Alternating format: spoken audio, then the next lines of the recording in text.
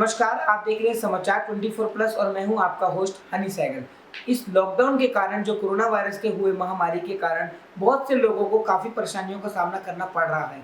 लेकिन इस महामारी में ज़रूरतमंद लोगों को काफ़ी ज़्यादा सामान काफ़ी संस्थाओं के द्वारा डोनेट किया गया है। इसी में एक संस्था है जानी मानी वाओ विजडम ऑफ वुमेन, जिसमें न जाने राष्ट्रीय और अंतर्राष्ट्रीय लेवल पे कितनी सारी महिलाएं जुड़ी हुई हैं। उन्हीं में से एक महिला आज हमारे साथ मौजूद है, जानी मानी समाज सेविका शोभा भोला जी, जिनसे हम बात करेंगे कि आखिर वाओ में इतनी सारी महिलाओं ने कंट्रीब्यूट करके इस लॉकडाउन में कितने ज़रूरतमंद लोगों को उनको राशन पहुंचाया, उनको ज़रूरतमंद चीज़ें पहुंचाई और आखिरकार ये लॉकडाउन की महामारी से क्या इन महिलाओं को भी, इन हाउसवाइफ्स को भी और इन समाज सेविकाओं को भी कोई परेशानी का सामना करना पड़ा या नहीं। शोभा जी, बहुत बहुत स्वागत।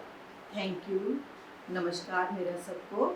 और सबसे पहले शोभा जी, एक ही सवाल रहेगा, जिस एनजीओ से आप जुड़ी हुई हैं वाओ, नाम ही सुनने में आता है कि वाओ मतलब बहुत ज़्यादा अच्छा, तो वाओ किस तरह से आप जुड़े और वाओ को मेन हेड कौन है और किस तरह से आप लोग वाओ में काम करते हैं? हमारे ग्रुप की जो वाओ हैं वनीता जी हैं और उन्हीं के थ्रू हम लोग आगे जुड़े हैं। तो उनके साथ मिलके हमने सबसे पहला हमारा काम यही होता है कि महिलाओं को हमने आगे रखा है हमेशा। जो घर में हैं, घरेलू लेडीज़ हैं, जो बाहर कभी नहीं निकली, हमारा सबसे पहला काम होता है कि हम उनको सिखाएं कि आपको अपने लिए भी जीना है। तो हमारा पहला काम औरतों को सबसे आगे करना है, जिसमें मैं भी उनके साथ। मैम, वाओ में आप काफ़ी टाइम से जुड़ी हुई हैं, मतलब आप कह रहे हैं आपका मेन मोटिव है महिलाओं को आगे करना, बहुत अच्छी बात है। लेकिन मैं आप लोगों को बता दूं कि बहुत सी जगहें आज भी ऐसी है जहाँ पे बच्चियों को, लड़कियों को, महिलाओं को प्रमोट नहीं किया जाता। ये सबसे गलत बात है। जो औरत का ओहदा है वो सबसे महान माना जाता है और इस चीज़ को ही हमने आगे रखा है कि जहाँ तक कोई नहीं पहुँच पाता, तो हमारी कोशिश होती है कि हम लोग आगे बढ़े और हम उन्हीं औरतों के लिए कुछ करना चाहते हैं। तो ये हमारा पहला मकसद यही है कि औरतों को हमेशा से आप सम्मान की नज़र से देखिए। और जो आजकल वो जो होता है कि बेटी बेटा, प्लीज़ ये चीज़ तो बिल्कुल नहीं होनी चाहिए। मुझे लगता है जिस घर में लड़कियां होती हैं वो सबसे शुभ घर माना जाता है, वो लक्ष्मी आप होती एक है। महिला हैं, मैं आपसे ये सवाल पूछूंगा, आप ही इसका बेटर जवाब दे सकती हैं महिला होने के नाते, कि आज आप बाहर निकलती हैं तो क्या आप सेफ अपने आप को मानती हैं?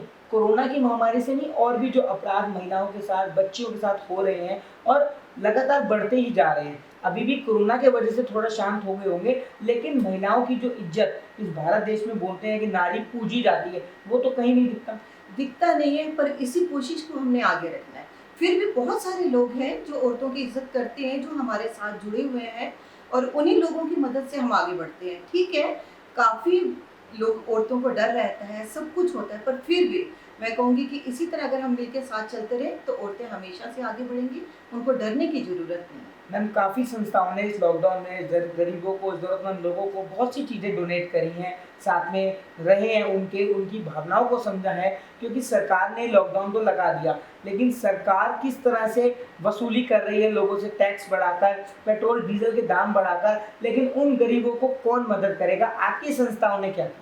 देखिए, हमारी संस्था ने भी हम लोगों से जो जुड़पना हमने करा है।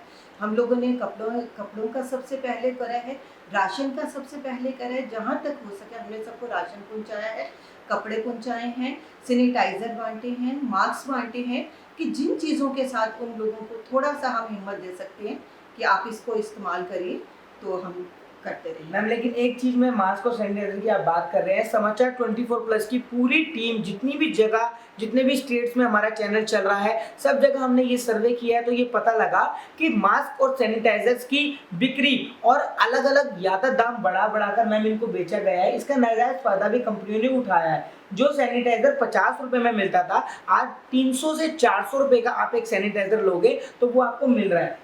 ठीक है, लोग ले रहे हैं, लेकिन मैम इनसे क्या कोरोना हटेगा? नहीं, कोरोना हटेगा नहीं, वो चीज़ अलग है, मेरे इनसे सेफ रहेंगे। अगर गवर्नमेंट ने हमें 2-4 चीज़ें सिखाई हैं कि आप मास्क पहनिए और आप जहाँ तक जा सकते हैं अपना नाक पूरा ढकिए, अपना पूरा फेस ऐसे इतना ढकिए और आप सैनिटाइज़र यूज़ करिए। सैनिटाइज़र यूज़ करिए, जितनी बार आप कहीं से बाहर से आ रहे हैं, 20 सेकंड तक आप अपने हाथ को अच्छे से धोइए और इन चीज़ों से हम काफ़ी हद तक कोरोना से बच के रह सकते हैं। शोभा जी, एक चीज़ और आई थी कि सोशल डिस्टेंसिंग मेंटेन करिए। आज अगर आप मार्केट की हालात देखेंगे, पहले सरकार को हम ही लोग कहते थे कि नहीं खुल रहा, घर बैठे हैं, बोर हो गए हैं, काम नहीं आ रहा।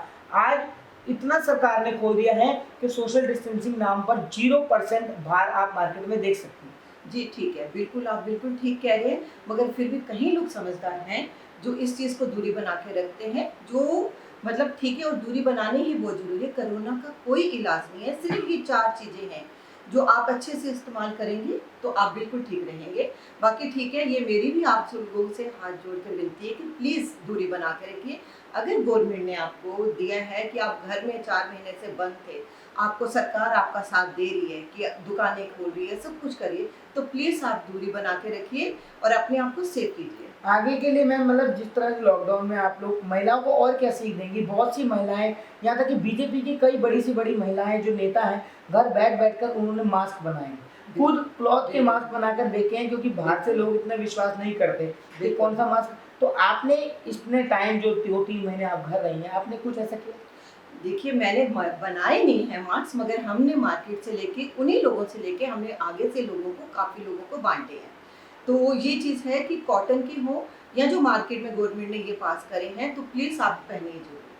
तो क्या मैसेज रहेगा मैम लोगों को, व्यूअर्स को, कि किस तरह से वो अपना लॉकडाउन में ख्याल रखें? और अभी भी केसेस बढ़ रहे हैं। केसेस बढ़ रहे हैं, बिल्कुल केसेस बढ़ रहे हैं। मैंने आपको पहले बोला, आप मास्क पहनिए, सैनिटाइजर यूज़ करिए, 20 सेकंड तक आप अपने हाथ धोइए, और घर में भी अगर हो तो आप काढ़ा पीजिए। इन चीज़ों से बहुत फ़र्क पड़ेगा, और हमें एक सरकार ने एक अच्छा सा रास्ता दिखाया कि बीमारी से लड़ना है तो हमें इन चीज़ों का ध्यान रखना पड़ेगा, और इससे हम बचेंगे। हिम्मत से काम लेना है, सबसे बड़ी बात है। आप अपने अंदर एक पॉजिटिव सोच रखिए कि हम घबरा गए हैं। मेरे भी हस्बैंड बिजनेस करते हैं, उनको भी लॉस हुआ है, बच्चों का भी जॉब छूट गया था, पर एक ये है कि हिम्मत से काम लेना पड़ेगा, हम तभी इस बीमारी से लड़ पर पाएंगे। एक चीज आप मानती हैं कि हिम्मत बहुत लोगों ने हारी है। बहुत। लोग ये समझते हैं कि मुझे कोरोना हो गया तो बहुत बड़ा हुआ हो गया, इसलिए भी वो हिम्मत हार के उनकी डेथ हुई। हाँ, बिल्कुल बिल्कुल बिल्कुल, प्लीज़ इससे डरो नहीं, ये कोई इस तरह की महामारी नहीं है। इसका इलाज ढूंढा जा रहा है और बहुत जल्दी इसका इलाज मिलेगा। जो एज में बड़े लोग हैं उनको बहुत ज़्यादा ध्यान रखना है, तो प्लीज़ मेरी भी आप लोगों से ये रिक्वेस्ट है कि आप घबराओ नहीं, ऐसा कुछ नहीं है। अगर आप में हिम्मत है तो आपको कुछ नहीं होगा। एक तो आप चीज डरो और नहीं। मैम सामने आई थी कि सीनियर सिटीजन्स को ख्याल रखना चाहिए, क्योंकि टीनेजर्स जो एज होती है 25 to 30, उनमें इम्यूनिटी सिस्टम ज़्यादा होता है, तो बिल्कुल, वो लोग बिल्कुल। कंट्रोल कर सकते हैं। जैसे आपने बताया काढ़ा, तो किस तरह से आप लोगों को एडवाइस देंगे, काढ़ा किस तरह से बनाया जाता है? बिल्कुल, काढ़ा आपके पास, आपके किचन में सारे मसाले हैं जो आप डेली यूज़ करते हैं।